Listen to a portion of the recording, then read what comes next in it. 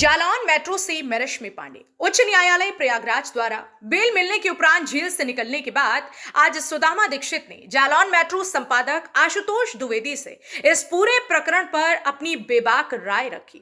उन्होंने उनके समर्थन में बुलाई गई महापंचायत में एक व्यक्ति द्वारा दो समाज विशेष पर आपत्तिजनक टिप्पणी जो की गई थी, जिस पर सुदामा दीक्षित ने आहत होकर उस समाज के सभी लोगों से उस टिप्पणी पर क्षमा मांगी व सदैव उनके साथ खड़े रहने की बात कही। तो देखिए पूरा इंटरव्यू।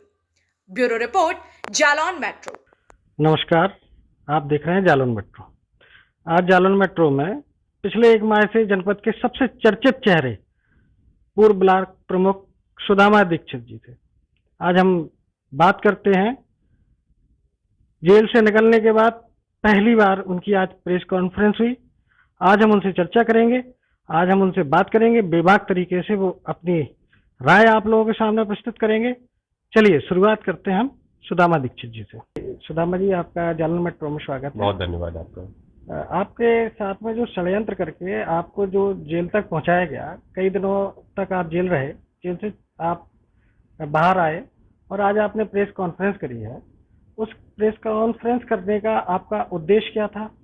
मैं 505 घंटे 32 मिनट और 36 सेकंड जेल में रह करके आप सबकी दुआओं, आशीर्वाद और अपने सभी शुभचिंतकों, अपने सभी समर्थकों के स्नेह से बाहर आया हूँ। मैं जेल क्यों गया, मेरे खिलाफ मुकदमे क्यों लिखे जा रहे हैं, लगातार मेरे खिलाफ साजिश क्यों हो रही है और इस साजिश का सूत्रधार कौन है, अभी किसी से छिपा नहीं रह गया।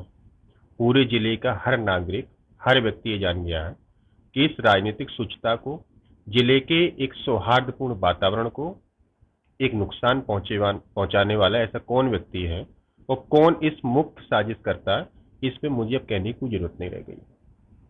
आप जेल में थे, एक समाजवादी पार्टी का प्रतिनिधि मंडल आया था और उन्होंने प्रेस कॉन्फ्रेंस करी और प्रेस कॉन्फ्रेंस में एक ऑडियो वायरल किया गया था जी।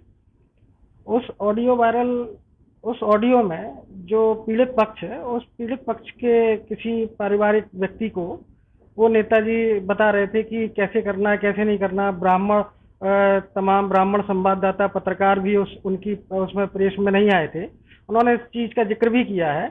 साथ ही साथ उन्होंने ये भी बताने की कोशिश करी है कि आप वहाँ पे सर्वोदय इंटर कॉलेज में इकट्ठा होइए, वहाँ पे जाके ऐसा करिए। तो ये सब क्या आपको कैसा लगता है कि ये इस षड्यंत्र के पीछे क्या वजह क्या हो सकती है? अभी तो एक्सपोज हो गए और पूरा जिला जान गया है कि साजिशकर्ता कौन है, किन लोगों ने हमारे और पटेल सर के परिवार के बीच दुराभाव करने की कोशिश किया, कौन ऐसा व्यक्ति है जो व्यक्ति नहीं रहा। पटेल सर से हमारे एक दिन के रिश्ते नहीं रहे। पटेल सर सन 2008 से लगातार क्षीरसागर परिवार का एक अभिन्न अंग रहे और मैं कह सकता हूं कि अगर ऐसी कोई स्थिति अगर होती कि पटेल सर आज अगर अपनी बात कह पाते तो सुदामा दीक्षित को जेल ही न जाना पड़ता। वो अब नहीं है, उनकी अब गवाही नहीं हो सकती। वो परिवार संकट में था, वो परिवार कुछ सोचने और समझने की स्थिति में नहीं था, वो परिवार दुख में था और उस दुख को, उनकी उस परेशानी को इन्होंने अपनी राजनीतिक हथियार बनाया और कुछ समय के लिए हमारे उनके परिवार के भी दुराभाव डालने की कोशिश किया। लेकिन मैं कह सकता हूँ कि पटेल सर के न रहने पर उनके परिवार के लोगों को जितना दुख हुआ होगा, क्षीरसागर में भी उससे कम दुख नहीं था। और एक समय के साथ जब चीजें साफ हुई तो जब मैं जेल गया तो जितना क्षीरसागर परिवार में दुख रहा होगा उतना ही दुख उस परिवार को भी था। हमारे और पटेल सर के परिवार में एक रूपता है, हमारे और पटेल सर का परिवार एक है। इसमें कुछ समय के लिए बीच में लोग आ गए थे। अब हमारे सौहार्द को, हमारे अपनेपन को कोई खत्म नहीं कर सकता।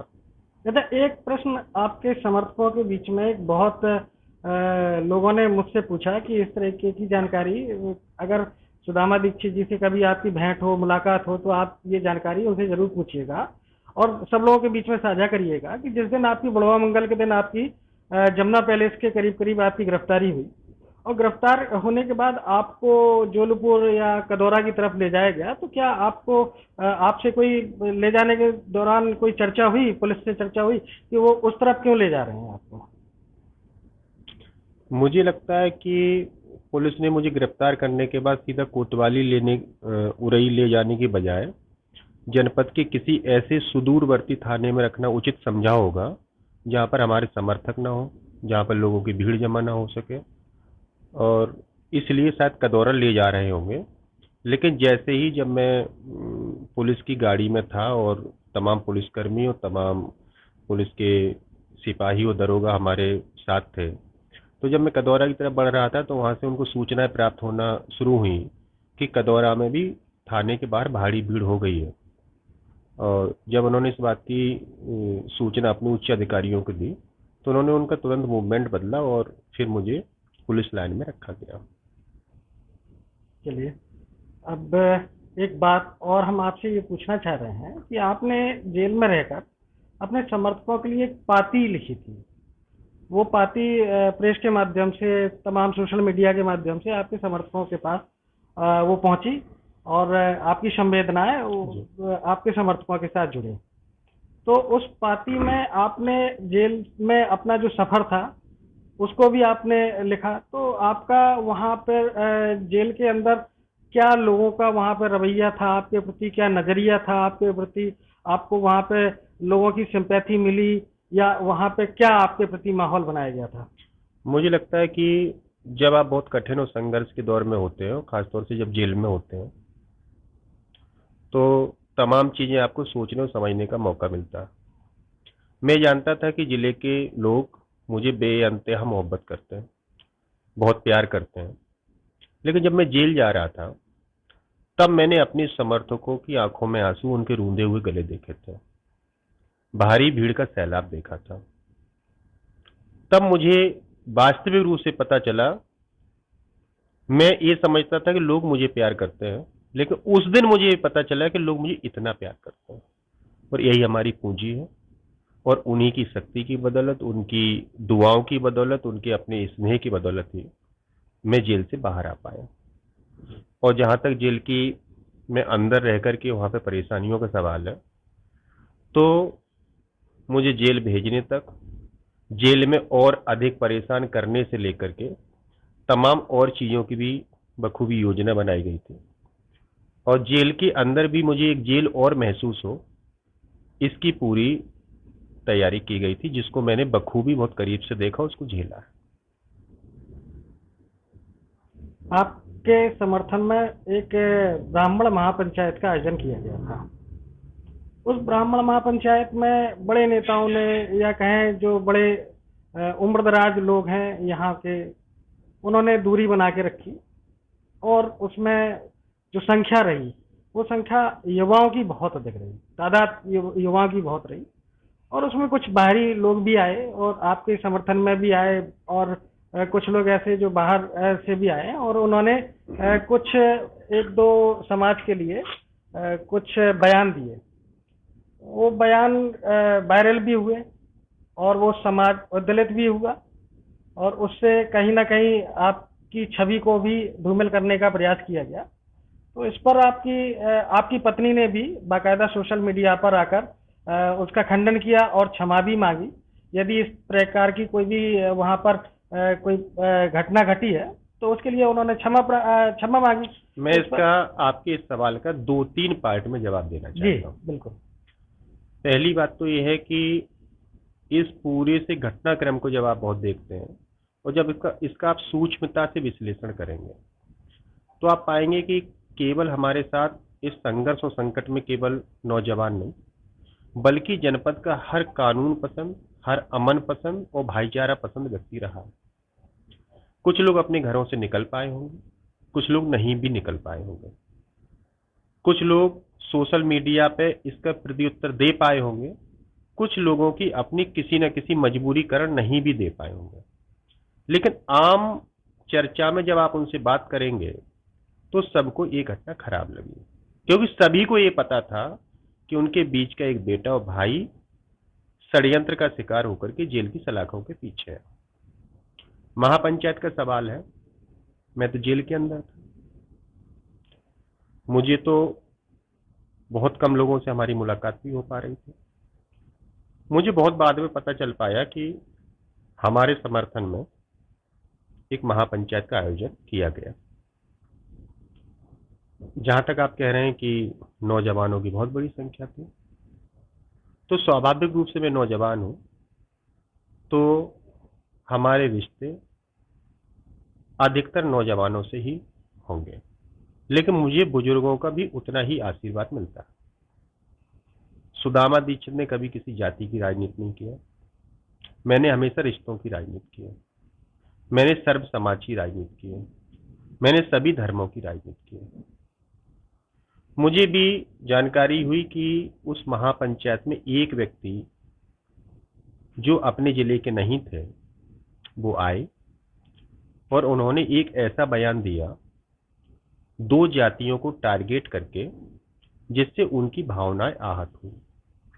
और मैं तो ये कहूंगा कि उनके इस बयान से केवल 2 जाति के लोगों की भावनाएं आहत नहीं हुई, बल्कि हर उस व्यक्ति की भावनाएं आहत हुई जो लोग सामाजिक सौहार्द रखना चाहते हैं, जो अमन और भाईचारा रखना चाहते हैं, जो सभी धर्म और सभी वर्गों को सामाजिक एक रूपता में पिरोना चाहते हैं।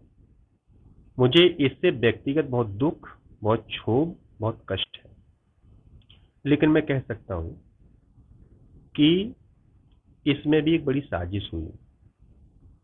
सुदामा दीक्षित के साथ पहली साजिश नहीं है जब हम जेल चले गए। इससे पहले भी लगातार साजिशें होती रही हैं। मुकदमे भी लिखवाए गए, केपीएल जैसे बड़े आयोजन को भी रोका गया। इस जिले के लोगों ने तमाम बार मेरे खिलाफ षड्यंत्र होते हुए देखे हैं, और केवल व्यक्ति नहीं, एक व्यक्ति नहीं, बल्कि कुछ एक निश्चित व्यक्तियों के समूह ही ने साजिश किया। जो बयान दिलाया गया वो उस व्यक्ति का बयान नहीं। मैंने उस व्यक्ति के बयान को बहुत गौर से सुना है और फिर बाद में अपने लोगों से पूरी जानकारी प्राप्त किया। ये भी मेरे जेल भेजने पर भी जो साजिश हुई, मेरे जेल के अंदर रहने के बावजूद भी षड्यंत्रकारियों ने अपनी साजिशों को बंद नहीं किया, बल्कि साजिशें करते रहे। ये भी एक साजिश का हिस्सा थी। और मैं तो आपसे कहता हूं, जिस विजय विक्रम पैलेस में कार्यक्रम आयोजित हुआ उसके सीसीटीवी फुटेज देख लिए जाए, वो व्यक्ति अपने ही समाज के किस व्यक्ति के साथ उस कार्यक्रम स्थल पर गया था, कौन व्यक्ति के साथ वो 1.5 घंटे से ज्यादा समय बैठा रहा। मैं पुलिस अधीक्षक जी से भी आग्रह करूंगा, जो व्यक्ति बयान देके गया उसका मोबाइल नंबर, वो मैं एक मोबाइल नंबर उन्हें और उपलब्ध कराता हूं। दोनों मोबाइल की आप सर्विलांस से अगर वो कॉल डिटेल निकाल लेंगे, उसकी लोकेशन निकाल लेंगे, तो सब कुछ आईने की तरह साफ हो जाएगा कि आखिर इस साजिश का सूत्रधार कौन है। कौन ऐसा व्यक्ति है सुदामा दीक्षित को लगातार टारगेट करके हमारी इमेज को खराब करना चाहता है। कौन ऐसा व्यक्ति है जो जिले में जातियों में विद्रोह करा करके उनके अमन और भाईचारे और सौहार्द को खत्म करना चाहता है, और ये सब करके अपना राजनीतिक उल्लू सीधा करना चाहता है।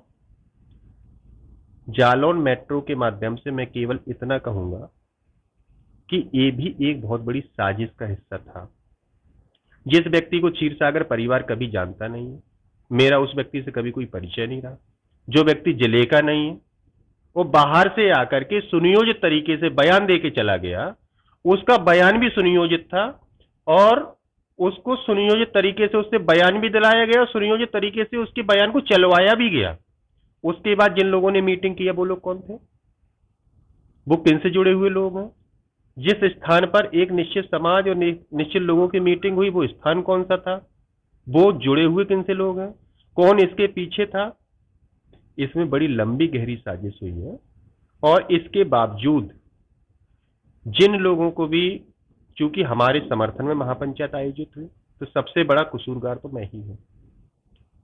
जिन लोगों की भावनाएं आहत हुई होंगी, मैं स्वयं उस व्यक्ति के इस बयान से आहत हूं, दुखी हूं, और उन निश्चित सभी लोगों से, उन सब समाज जाति के लोगों से मैं हाथ जोड़ के माफी मांगता हूं कि अगर मेरी वजह से अगर किसी की भावनाएं आहत हुई हैं तो व्यक्तिगत मैं क्षमा प्रार्थी हूं। लेकिन मैं इतना जरूर कहूंगा कि इस साजिश का भी जल्दी ही पर्दाफाश होगा।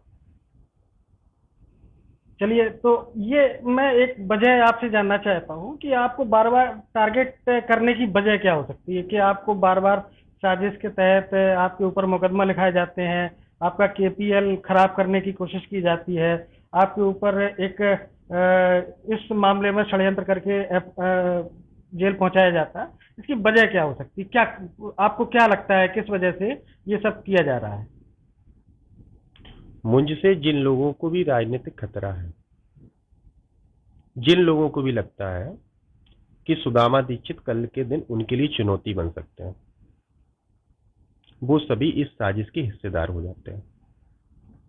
और एक निश्चित व्यक्ति है जो अपने जिले के नहीं है।